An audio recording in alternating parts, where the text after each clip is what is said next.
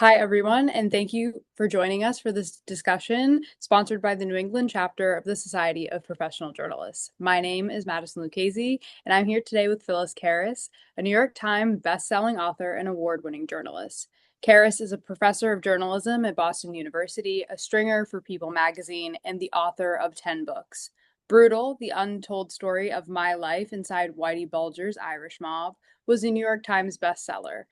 The Onassis women was the subject of a Dateline NBC special. Her work has appeared in Vogue, Miami Herald, Boston Magazine, and Moment Magazine, where her story on Kosher Slaughterhouse received the Simon Rockower Award for Excellence. She's here tonight to talk with us about her new book, Curse of the Blumenthals. Phyllis, thank you for joining us. Oh, thank you for having me, Madison. All right, let's dive right in. So, a little bit for those watching about your new book, The Curse of the Blumenthals, the history of one close-knit New England-based Jewish American family and their dark relationship with alcohol, from bootlegging arrests in 1920s Providence, a drunk driver killing 6 members of their family in 1935, the 1954 murder of a Boston seamstress committed by teenager Ronnie Blumenthal, to Ronnie's death and burial in 2012 in an unmarked pauper's grave, ending the curse. What made you decide to write this, and how did you go about researching and reporting it? Well, to be very honest, Madison, it was always in the back of my mind, but I just Mhm. wasn't ready to write it. But when I was writing Whitey Bulger's, Kevin Weeks is his main associate. Yeah.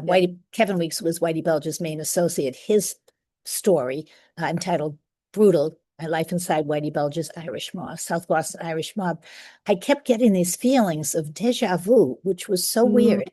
I mean, they would talk about prisons. I went to visit a couple of people in prison for the book, and murders, and I just kept getting this weird feeling, deja vu. I've been there, not as a writer, but as a participant. My family, my beautiful family, suffered greatly from Mm. alcohol abuse, to a car accident in which 6 of my relatives were killed. And a cousin of mine committed a murder, allegedly committed a murder. And I went many times to visit him in prison. So it all just kind of gelled, like enough is enough. Tell the story. And when my cousin Ronnie, who allegedly committed the murder, died in 2012, that was it. There was just no more delay. It's now or never. And so it was now. That's so interesting that deja vu kind of brought you there. I feel like stories and book ideas can really come out of nowhere sometimes, or they've been staring you in the face the whole time, Exactly. Exactly. whispering in your ear a little bit. Yeah, you And try to ignore it, but you can't. yeah, and since it is your family, what was the most difficult part about reporting this story? Was I come from a very large family, 19 first cousins. My Wow. grandmother had 9 children. We're very close. And the last thing I wanted to do was upset anybody or tell Mm. a story that they didn't agree with. So I made it really clear, this is my version. Each one of my 19 cousins could have a completely different version, but this was mine. And I would want them to read it and to give comments on it. And if it was terribly hateful to any of them, then it just wouldn't continue. But as soon as I got started on it, I was amazed at how my cousins wanted to participate. They would give me stories, tell me things that I didn't know. Most of it, of course, was research. 1935, trying to research a car accident in 1935. It's not exactly current news. So just Mm. finding stories and then finding the authors of these stories, none of whom are still alive, the reporters that have written it. So kind of going back as far as I could and trying to get things authorized. I had a lot of help from some wonderful librarians in Rhode Island, Boston Public Library, fabulous people that really helped. But it was a lot of digging, police Mm. reports, just constant digging. And, as a teacher of journalism, by the way, I've retired. I'm no longer teaching at BU. But, I was always urging my students, search for the truth. It's not always Mm. there. Search for the truth. So I was following the lessons that I taught them. Just keep searching. It's there. You'll find it. Definitely. I mean, today most police reports are on Facebook. I can't imagine what it was like to have to dig through all of Mm. those different archives and different states, different cities to get the information that you needed.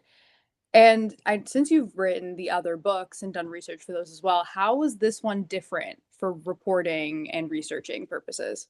Well, because the other books, when I wrote about Aristotle Onassis' private secretary, when I wrote Lou Gossett's story, when I wrote Kevin Weeks' story about Whitey Bulger, I was Mhm. telling their story. So they would give me their facts and their ideas. Of course, I often check things up to make sure the dates were correct, but this was their stories. I didn't have to go into microfiche. And I Mm, don't know if you ever use microfiche, it's torture. not yet.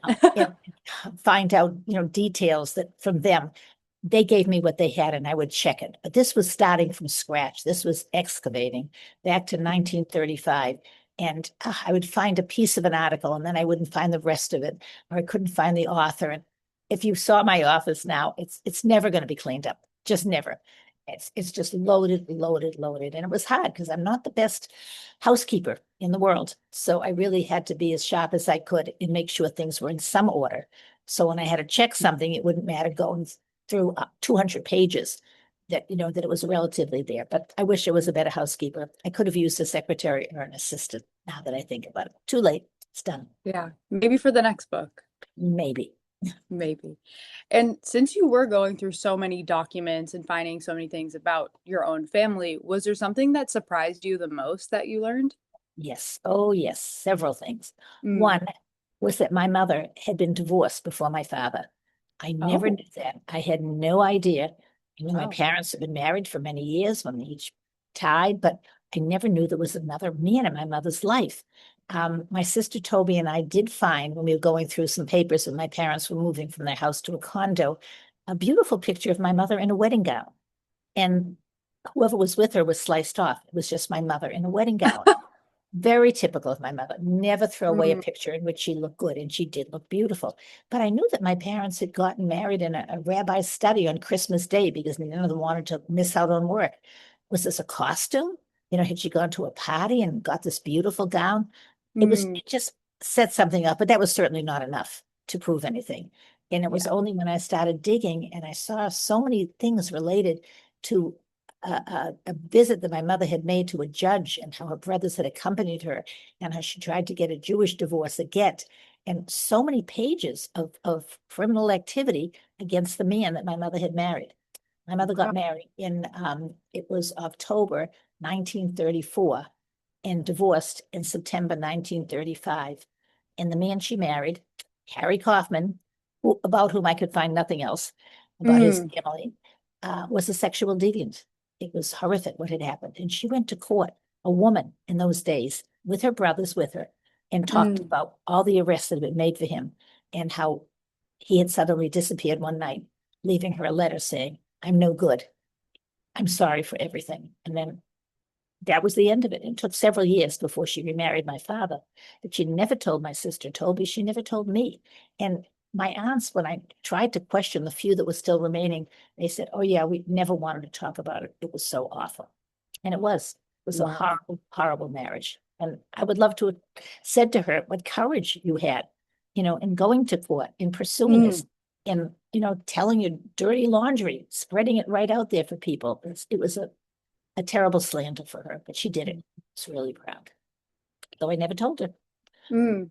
That's so interesting. You're researching a whole different section of the Yeah, family, whole different purpose, and you come across this family shocking. secret that you had Yeah, no idea about. it set Wow. me back quite a while. It Mm, really took a long time to digest, but it's in the I'm book. sure. Right. It's like a huge secret that your mother never told you about her life. That's But why. it's in the court. It's in the records. Mhm. It's Right. there. Gotta love the court records. That's where you Oh, find the do juicy you details. ever? Do you ever? The court stenographers, they're just miraculous people. Truly. Shout Mm, out to the court I do. stenographers. I shout out for them and I shout out for librarians, who are my Yeah, second favorite people in the world. I couldn't agree more.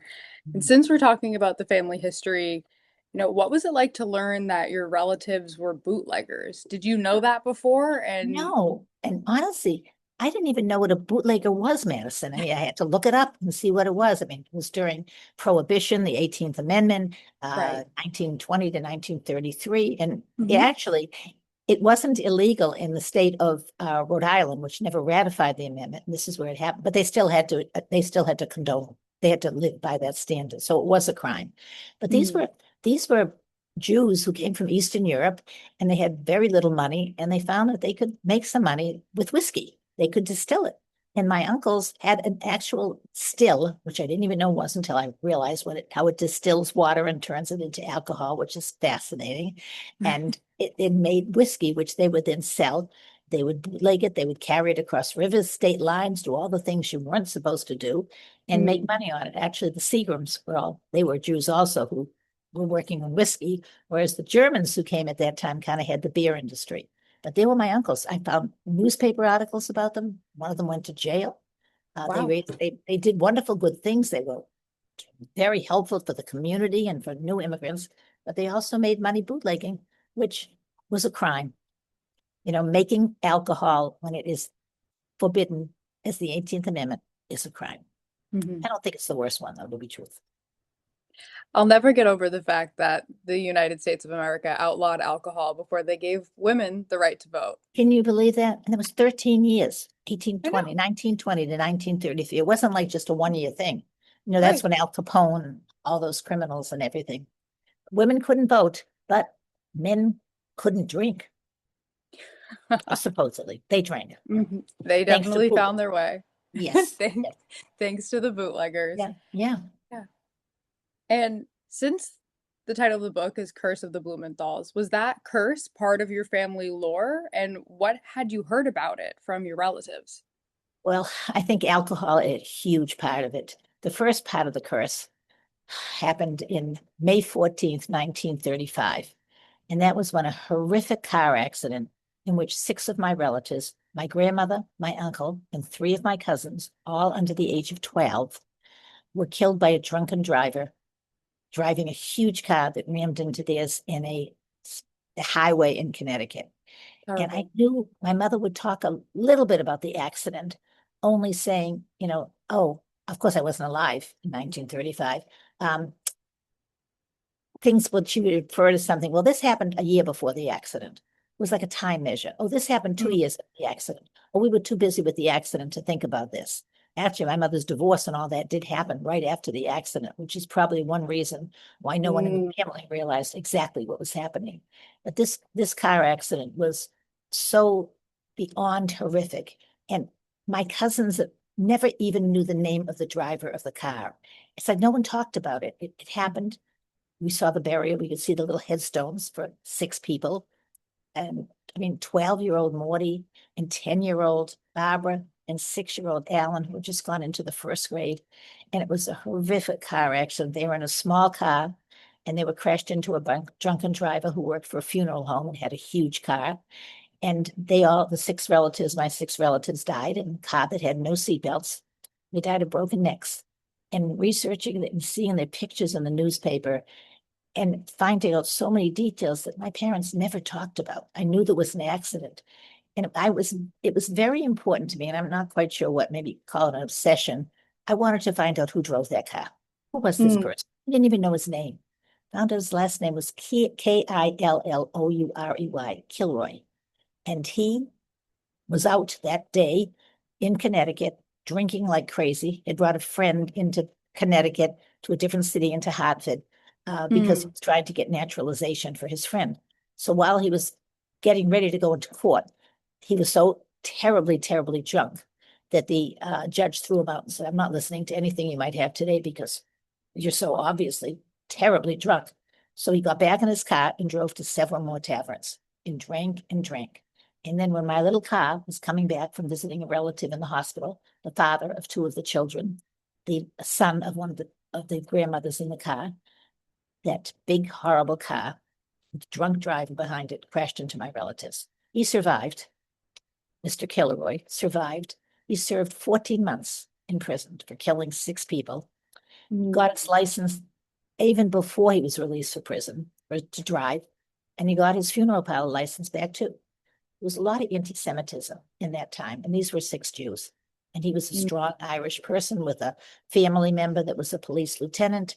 And so there was no justice, really. Today, can you imagine someone killing 6 people? I don't know if they'd see the light of day. There would be a very long prison sentence. But it wasn't for Mr. Kilroy. At least I know his name.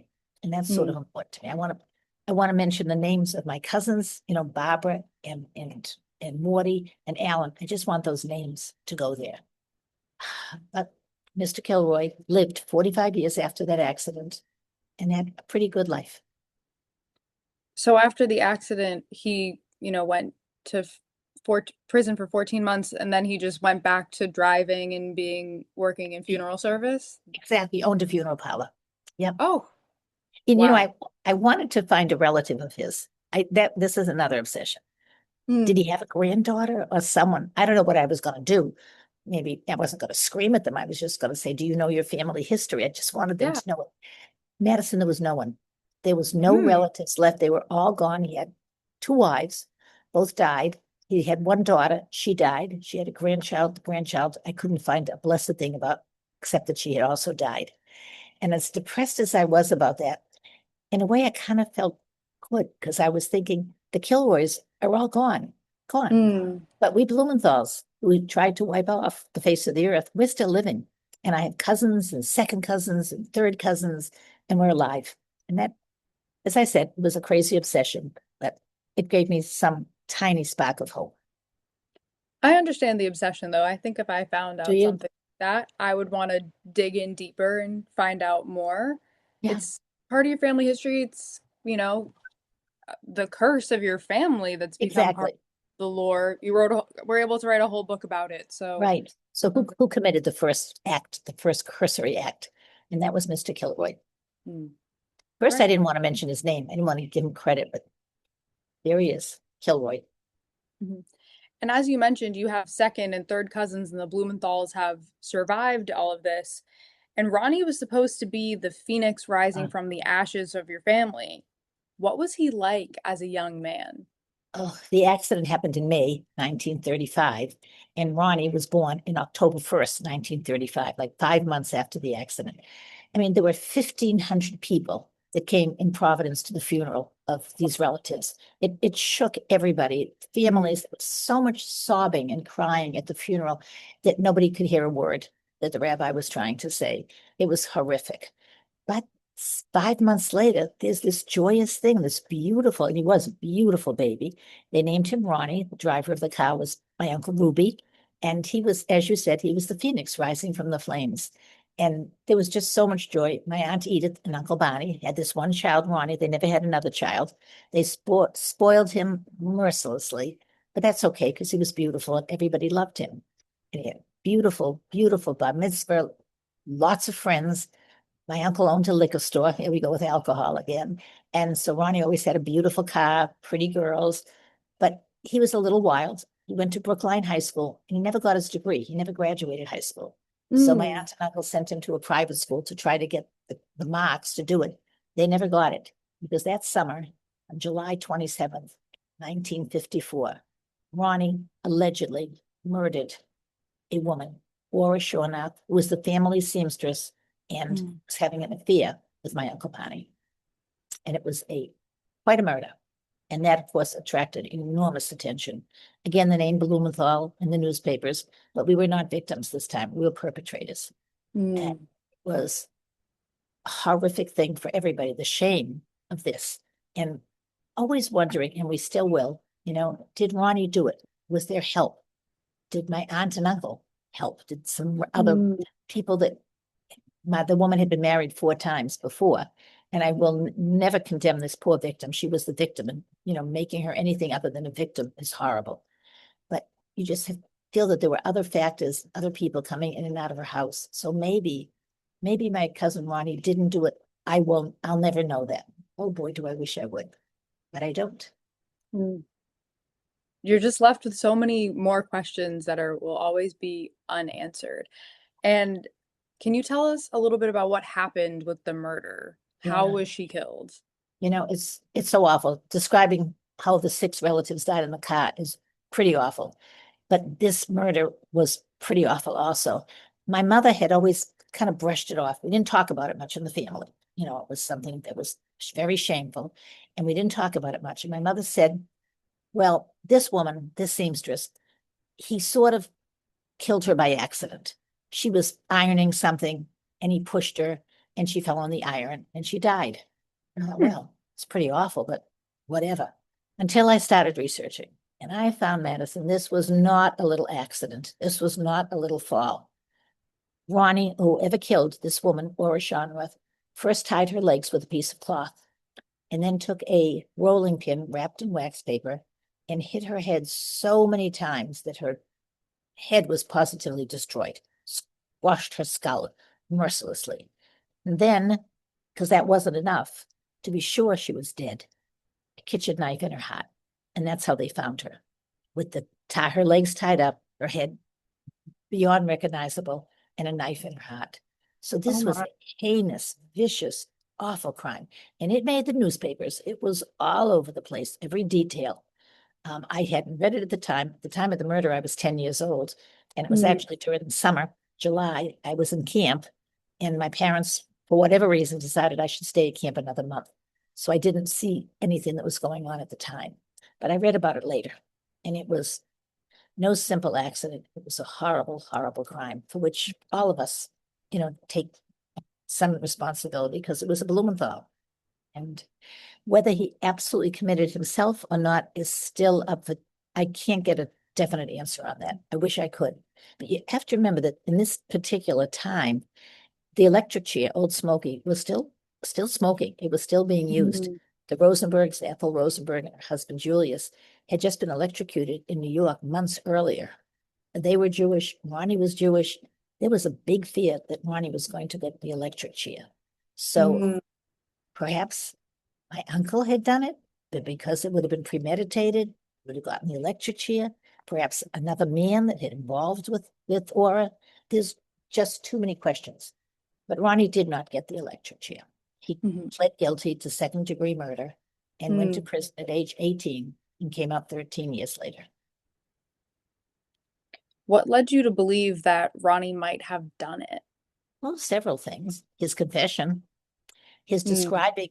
describing the murder to a friend of his, that he went to her house afterwards. He said, "You won't believe what I just did." And he calmly recited all the details of the murder. She thought he was just joking or fooling around and sent him on his way. And the next day, the newspaper was filled with details exactly as Ronnie had described to this girl. Mm. She told her father. They went to the police station at 4 o'clock in the morning. They ran to my aunt and uncle's house. Ronnie was in bed. They saw in the washing machine hadn't even been washed. It was just resting in water with some bloody clothes. Mm. Then they took him to the police station, and Ronnie seemed dazed about the whole thing. And they went over it, and they brought him to the apartment and said, "Did you do this?" And he said, "Yeah, I did it." And that was it. So that's kind of a lot to make you believe that Ronnie did do it. The fact that he told his friend, Linda Kane, and he told Mm. another friend, Toby Brown, also. So strange for an 18-year-old. I also have to tell you that my mother had lots of strange sayings, but one was that when you lose 6 members of your family in a horrific car crash, you're not going to lose another one. So yes, Ronnie may allegedly have committed a horrific crime, but the Blumenthals were not turning their backs on him.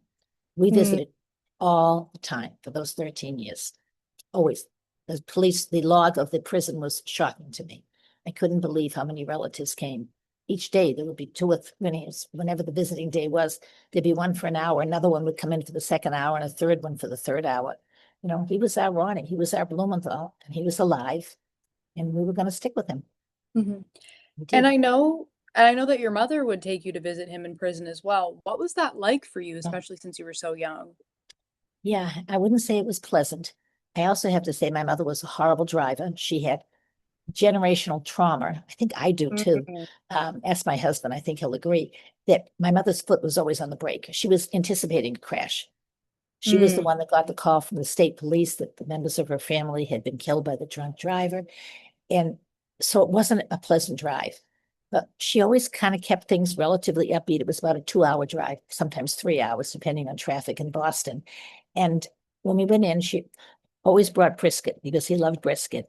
And we learned early that when you go to visit a prisoner at Norfolk Institution, you bring 2 of whatever you're bringing. If you were bringing cookies or brownies or blintzes or brisket, you bring Mm. 2, one for Ronnie and one for the guards. It was important Mm. the guards be as kind as possible. I had an uncle, Morris Gordon. Ronnie had an uncle on the other side who was a big real estate owner, and he put a lot of money into the guards. and trying to do everything we could to keep Ronnie, this 18-year-old, safe for 13 Mm. years. So the visits, they were difficult. We were strip searched. You took your shoes off. You went from one gate to the next, clanging behind you, and then in another room, and it clanged behind you. And you thought, am I ever going to get out of this maze? And my mother always, stood up straight and had a smile on her face and kept saying, this will work out. You wait and you see. And then we would visit, and the visits were wonderful. Ronnie was sweet, kind, hard to believe that he allegedly did this murder. He read Mm. books for the blind. He took classes. He exercised. He was extremely handsome. And the visits with my mother would pass very quickly because he would ask me a million questions. I was 10 years younger than he. What are you studying? What's in school? You have a new boyfriend or whatever. And the time passed. But the minute we left there and we got in the car, my mother would, oops, 1 second, my mother would begin to cry. And it was, Mm. oh, my poor, poor, poor boy. And the ride home was never very pleasant. It was difficult. Mm. So that was the rides with my mother, but there were plenty of other visitors as well. I know you said Ronnie would just really ask you a lot of questions about yourself, but did he ever share any of his experience, what it was like to be in prison? No, it was like the elephant in the room was don't talk about the murder and don't ask him what happens when he leaves. We just Mm. didn't. And all of us would often get together and say, well, how was your visit with Ronnie? Did he say anything about what's going on? Did it seem to be actually, when he was first sent to prison on October 1st, his 18th birthday, he was sent to the Prison Point Bridge in Charlestown. And that was in October. January, they had the Cherry Hill riots in which prisoners revolted. It was a horrible riot. And thanks to Morris Gordon, my cousin Ronnie left there and went to a better prison, Norfolk. So Mm. never talked about it. Nor did we say, Ronnie, did you do it? We just didn't. We just acted normal, as if it could be normal sitting with your cousin in a prison and there's other people around. We weren't the only ones. See other families with small children, but we just didn't talk about it, Mhm. whatever reason. Did your friends know that you were visiting a relative in prison? How was that to navigate? Well, I had to be excused from school many days, and my mother would just write Mm. that I had a doctor's appointment or something like that. And a friend of mine, one of my best friends in school, who I hadn't heard from a long time, sent me a note and said, I just finished reading your book. How come you never told me about your cousin? And I thought about it and I said, it didn't, because we didn't really talk about it. I think when it first happened and I came home from camp and I saw a horrible newspaper article that my mother had hidden, but I found it, and it had my cousin Ronnie's picture on it. And it said, this is the face of a killer. And that's what I said, what is going on? And I got the story. And I remember I couldn't wait to tell my best friend, Janie Driscoll, but I was 10 then. And Hmm. my mother, I never told my parents that I did that because after that, it was very clear we don't talk about it. Hmm. And trial ended in October. And then it wasn't front page news anymore. But I wasn't proud of it, but I wasn't ashamed of it because I loved my cousin and I was proud to go to visit him. So it was a lot of crazy feelings. Right. Did anyone like in your neighborhood or other like families suspect that you're going to visit him? If you're saying it took hours to drive Yeah, there and back, no, did they ever no. ask? I am sure that some of my friends did because my mother went once a month. I probably Mhm. once every 3 months.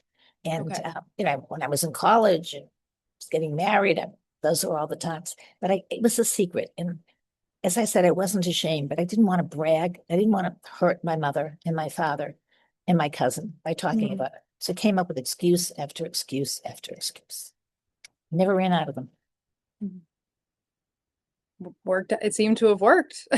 to some degree. Yeah. But there was And one visitor that was quite remarkable. Do you remember mm, who that was? That was no. Flo. Yes. Yes. Flo was my sister's college roommate. And Mm. my sister brought Flo with her to visit Ronnie. My sister brought a lot of her friends because Toby was closer in age to Ronnie. And Hmm. her friends were always, she talked about it. They were always interested. And they drove with her to see Ronnie. And he welcomed them all. He was kind and warm and extremely good looking. And it was sort of an excitement for them to go into a prison, age 19, 20, 21. Then when my sister brought Flo, everything changed. Toby Mm. said you could feel in that prison room something was happening. And Ronnie and Flo, as absurd as it seems, in a prison room, visiting room, where they could never touch hands, never sit next to each other, fell in love. And she became engaged to him for 3 years. A young, Wow. beautiful girl for 3 years was engaged to Ronnie Blumenthal.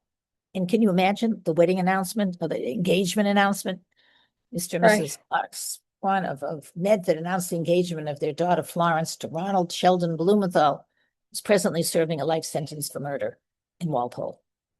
That never appeared, but it was beautiful. The letters that they shared, just just being in the same room with each other was electric. And when she was on, we just made sure that you kept that visit for Flo. Nobody else took it. When Flo was going, it was hers. My aunt and uncle Mm. adored her, Edith and Barney, because they felt she was going to rescue their son. When he came out of prison, he'd have a wife and he'd have a marriage and Mhm. children. So she was their key to normalcy for their son. So how long were they together? Like what Uh, ended up coming of their relationship? what happened was pardon after pardon was getting denied. And one Mm. woman on the parole board made it very clear that she was a relative, the nephew of Ora Shornath, murder victim. And she made it very clear, the nephew made it very clear that as long as he was alive, Ronnie was never going to see the light of day. And he kept Mm. that many years, but then suddenly he disappeared. We don't know whether he died or what happened, or whether he changed his mind. But by then, Flo was long gone. She was out. The breakup was horrible. And Ronnie felt Mm. after the last pardon denial that it was time. It wasn't fair. She needed to have a life. He couldn't hold her to that. He just had no idea. Was it going to get out in a year or 10 more years? And she had strange feelings too. I interviewed her many times, and she's actually back in my life in another way right now. And she said she kept thinking, how were they going to live? Was he going to run my Uncle Bonnie's liquor store? Was Ronnie going to come out and say, wow, now I want to see some other women? I've been denied all these women for so many years. What's it going to be like? So it was time. It was time, Mhm. and he let her go very beautifully and with a lot of warmth. I won't say my aunt and uncle took it well, but Ronnie did. Mm. So I'm wondering, like, if Flo's back in your life in a different way, like, did she read the book? Does she have reactions to it? And I'm also wondering how the rest of your family reacted since they helped you a little bit with the book, like when they saw the finished product. They did. There were lots of stories that some corrected. They said, no, this didn't happen then, or this happened in a different place. And they Mm. would find little stories that they remember that my cousins, my Aunt Esther told her son this, or my Aunt Marion said this. And they really put their thinking packs on.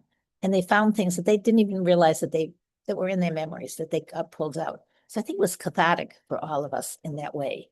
And Flo, this is so bizarre. Flo married Mm. and very brilliant man, had two beautiful sons, was married for 40 years and then divorced her husband. And she was divorced, and my sister Toby died, and Toby and Flo remained very close. And my sister said she knew she was dying. She had lung cancer, inoperable. She said to her husband, Larry, my brother-in-law, you're not meant to live alone. You need to find someone when I'm gone. And she gave him a list. And top of the list was Flo. And Wow. divorced by then, was very close with Toby and my brother-in-law, and they're partners now. My sister's been gone 2 years, and Flo and Larry are very much in love, and they're partners. It's bizarre, don't you think, to come back into the family like that? It is, but she was loved by the family, so I They guess it adored her. worked out. And she went to one of my signings last night, and she was sitting in the front row. And they were talking about whether Ronnie did it or he didn't. And then she muttered, not too softly, he told me he did not. And, I said, who is that? And I said, okay, let me introduce the mystery guest. And people, especially those that had read the book already, were shocked. Oh my God, because there's pictures of her. And we did a slide presentation with the talk, and there was pictures of Mm. Flo. Looks a little different than she did then, but she's still very beautiful. Did Flo tell you that he had told her that he didn't do it? And had that changed your opinion? Well, there were several things that changed my opinion. I mean, Flo was so adamant. She said he was such a sweet, kind man. And we never asked him, the cousins, But he Mm. told Flo, he said, I need you to know this at the very beginning. I did not do that crime. And she believed him. Ronnie eventually married another woman, Barbara. He was, by then, it was his last year. He'd already been pardoned, but he was in what they call kind of a halfway house. It was more or less on a farm. And he would work out in the farm, and we knew he was going to get out. And my auntie never forgave Flo for leaving Ronnie, found another woman. She actually found an unmarried woman that lived in her building and brought her to meet Ronnie, who, as I said, was extremely good looking. The woman was 28, Barbara, never married before. And they fell in love. He gave her a ring. That when he came out in 1967. They married less than 11 months later, a beautiful wedding. And a year after that, they had one child, Mark. And oh my goodness, Mark is now 57, lives in Birmingham, Alabama. And his story of his father is what made my whole book, because he knew so much. And he's an extremely literate person, able to speak and write in a way far better than I ever could. And I cherish every story he told me because he knows so much. Ronnie was a terrible father. He got out of jail. He changed over the years. Maybe when you go to jail at 18 and come out at 32, you expect that. Right. He drank too much. He drove too fast. He borrowed too much money. He eventually married another woman after Barbara divorced him, whose uncle had been in prison with him. She was very related to the crime world. And they, by then, Mark was living with his mother in Alabama. So we didn't get to see too much of it. But Mark told me that when his parents were still married and he was 8 years old, his parents said, your father has to tell you some things that we need you to know now. So Ronnie took Mark, 8 years old, to a duck pond, which is Mark's favorite little place. And they sat down and they had some cookies and some punch. And then Ronnie said, okay, kid, I got a story I want you to hear. It's important that you know this. Because the family was afraid he's going to run into kids and he's the last name Blumenthal. And someone's going to say, I never heard about your father. He killed a woman. So he sat down and he told Mark the story of the murder in the seamstress and everything. And at the end, he said, okay, kid, you got any questions? And Mark, 8 years old, never called Ronnie dad. Always called him Ron because Ronnie was not a good dad. Yeah, he said, I got one, Ron. Did you do it? And Ronnie told Mark, nah, I took the rap for Grandpa. And Mark has lived with this all these years. And of course, when he told me that sentence, oh my God, I couldn't wait to get home and call all 19 of my cousins and say, guess what Mark just told me? It shattered me. But then we all remembered too that Ronnie was an inveterate liar. And God only knows if that was the truth. We don't know. But he said it. And it was especially sad because Mark loved my Uncle Barney, his grandpa, just loved him. And this was a shattering thing to hear about his grandfather. Right. And Ronnie claimed that he did it because the seamstress was having an affair with his father, but some of your relatives suspected that Ronnie was also having an affair with her, was bored, which is a bored rich kid seeking thrills, or was taking the fall for maybe his own father. What did you end up finding out about that? Oh, I mean, there were people that I read their interviews in the news that they said that Ronnie had been in the building with the seamstress lived so many times that they thought that he was her son. He was 18. She was 53 when he killed her. But for the 2 years prior to that, he had been a frequent visitor. Was he just bringing clothes? I mean, what was going on there? And it was hard to understand. And it is possible that she had 4 husbands. And I'm so careful. I don't want to make her she's a victim. But there were stories that she had been into drugs and that possibly she had come on to Ronnie. Maybe, who knows? I don't know. But those were the rumors and those were the stories. And a lot of people believed that there was something going on. But he told his friend that he was going to go see the seamstress and tell her to stop the affair because it was ruining his family. He knew about it. And I'm going to make her stop it because this can't go on. It's killing my mother and it's killing my father. So those things, they just add up to, I'm not quite sure what. A lot of confusion. So the seamstress, like, What did Aura. you ever find out about her? Did you end up finding any of her relatives? What was she like? She grew up in Maine, a little country town in Maine. She was the first member of her family to come to Boston. She married a policeman, Mm, divorced her. She had four marriages. One died, and the three other were divorces. And the mhm, interviews from her husbands is that she was violent and that it was a very difficult marriage, and were thrilled that it was over. But she mm, brought her whole family with her, and because she was making money. I mean, she worked. My goodness, she had this seamstress business, and she worked on clothes for a very wealthy woman, and apparently was very talented. She worked at nights in a home for mentally disabled people, so she was quite a woman, and she owned her own apartment. And in the 1940s, that was pretty unusual in Brookline. So she was an independent woman. mm. Her family all lived close to her.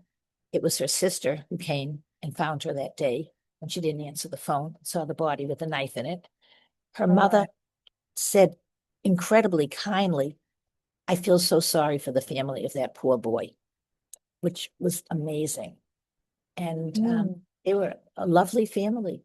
And I'm sure they sorely missed her. And it was her nephew who said Ronnie will never get out of prison while he's alive, mm. while the nephew was alive. So there were many good things about her. You know, there were other stories that weren't so good, but there were many good stories about her. She did not deserve to die. That is for sure. Mm, absolutely. And I know you mentioned earlier that when there was the car accident, 1,500 people went to that funeral. It was huge. And then when it switched to Ronnie being accused of murder, the press completely changed. Oh, yeah. What was that like for your family to deal with, especially knowing that the seamstress's mother could say something so nice about your family? It was remember the trial was going on in Brookline. And all Mm, my relatives, except for my mother, who lived near Boston, all the other relatives were in Providence. So the phone calls, I mean, I would hear them every night.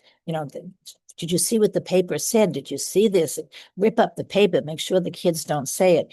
I mean, it was ugly. It really, mm, really was ugly, horrible stuff. And it was very, very difficult for them to kind of switch from being victims to hearing horrible things about the word Blumenthal, and that he was a spoiled kid, that it was a thrill murder, that he did it just to make himself popular among the students. And it wasn't pretty. The press was quite ugly. And the more I looked it up, I saw that it was relentless. There was even a NBC TV show about the murder. It was called The Big wow. Story, and it was a fictionalized version Mm, where some lieutenants and reporters talk about what might have gone on with the murder. It was a fictionalized version, but enough to have NBC write a TV movie about it. Wow. It was big stuff. There was maybe nothing else going on that summer, of the right. murder, 1955, maybe. Mm, Not sure. I Whatever it was big, big news. And he was very charismatic. Remember, he was a handsome boy, and his parents owned a liquor store. And they were wealthy, and they were Jewish. It made great copy. Yeah. yeah. I mean, it does sound like something I'd watch on TV today. I love Um, a good crime show, and especially if it's based in Boston. So, yes, unreal life, unreal life. exactly. And I know you've previously mentioned that you visited a psychic to try to learn more about Ronnie. Yes. What was that like? How did it go? I couldn't stand it. I just needed more information. Everywhere I was going, I felt like I was hitting a closed door. And I thought maybe a psychic could tell me if Ronnie really committed the murder. So I went to two. One was during COVID, so it was over the telephone, over the video. And she came up with a couple of things, but none of them were strong enough to really. She described Mm, what he was wearing one day, and it didn't really sound like something Ronnie would wear. And she talked about a couple of things that didn't make sense. But I'm not through. I'm going to visit another psychic. I've heard about one that's really sensational, and I'm going. I I want to know. I mean, I keep thinking, could DNA help me? Did they check mm, DNA to see the murder weapon? All that? No, he never went to trial. He confessed and that was it. So there are right. details, and I'm just about ready to go into them. I think you should. I mean, so many murders get solved today because of new DNA Right. technology. So it would be interesting if If something they could change. still have, yeah, do they still have the Right. crime weapons? Is it Right. they've been long gone? I mean, I can try. There's just so Hmm. much I can do, but I will try. Right. And when you visit this psychic and when you keep digging, Will we hear about your findings Oh, somewhere? without question. Oh, without question. I will make sure that makes news story for sure. Great. I'm looking forward to it. I hope you find something Oh, great. thanks, Madison. And I know that in your research, you also found photos of the car crash. Oh, And I was just wondering if you could tell us about that, how you were able to find those photos. yeah, they're in the book, and they were in the police report. It is so awful to look at that crushed up, crumpled car, and then that Mm, big car that was fine, and think that six bodies were inside. I noticed too, we hadn't even noticed it till you put a real small magnifier next to it, that there was a shoe, a lady's shoe mm, outside the car. So had she been thrown or her shoes had been thrown? My grandmother's pocketbook was found. And in the pocketbook was a slip from a deli. She had bought 6 sandwiches that day to eat. They were going to visit a relative in the hospital in West Hartford. And on the way home, it was like an hour and a half ride, they would eat the sandwiches. So I have no idea if they ate the mm. sandwich. I don't think so, unless they read them well, ate them on the way to the hospital visit. But just seeing their pocketbook and looking at their car over and over and seeing that they were literally run over by this huge car. There Mm. was not a chance for survival. And I hear those words over and over, broken necks, broken legs. They were just destroyed. Awful. It's awful. And I know you mentioned earlier that those kids were so young, like one had just started first grade. What else can you tell us about them and what they were like? Oh, I read as much as I could. Some newspapers had a little bit. One of my cousins remembered that Morty, the 12-year-old, was a music prodigy, that he could play the piano. Oh my God, they said you just couldn't believe how amazing. Mm, And I was thinking too of my uncle Reuben, and he was the driver, and that was his son Morty. What about my poor Aunt Jeanette? She lost her husband and her only child in that crash. And she was a wonderful aunt. I loved her, but I didn't know the story because we didn't talk about it. And I think mm, about how she was, of course, always in the family. She was very close with all my other aunts, but she suffered so much. And just knowing about Morty, their only child, and so much talent. And there is a family picture of him. He's in a little suit. And it wasn't bar mitzvah because he wasn't bar mitzvah yet. And mm, Barbara, beautiful little girl, her picture is on the cover of the book. She was a little artist. Her father, the one that was in the hospital and had the heart attack, my Uncle Dave, was an artist also. And she sent pictures to her father every day while he was in the hospital. She was in Providence and back with my mother, who was taking care of the two children, while my Uncle Dave and my Aunt Etta were at the hospital. And after the after the horrible crash, my mother, who was living at the house and had been the one to get the children ready to go off to see their father, sent pictures and letters from Alan and from Barbara to my Uncle Dave. And he would get them in the mail and look at them. And that would make him so happy to see. And she tried so hard to mimic exactly what the kids had done. And mm. I told my uncle about the accident. Had suffered from a horrific heart attack. He was only 36, and they felt he would never be able to handle it. But eventually, 2 years later, when he was well enough to leave the hospital, Rabbi and the surgeon and the heart doctors came and told him what had happened. And my Aunt Etta was sitting beside him, and he said, "I knew something had happened. I knew something was wrong." And my Mm. aunt, oh, the strength of her. Here she says goodbye to her two children, her brother, her mother, and then goes to have a cup of tea while my uncle's resting after the visit. And she heard over the radio about a car crash, and she knew. She just knew. And 2 days Wow. later, it's in the Jewish religion, you bury a body very quickly. She put on a black dress, and another uncle, another brother came to the hospital. And while my uncle was sleeping and resting, brought her back to Providence, where she was at the funeral. And then she came back to the hospital hours later. And my uncle looked at her, and I heard this from my aunt. Actually, he mentioned it to another relative who told me. He looked at her and he said, "Oh, you're in a dress today. Look how pretty you look." And those little stories, just how the courage. But anyhow, my Uncle Dave did Mhm. survive, and they moved back to Providence. And in the next 4 years, 5 years, they produced two more children.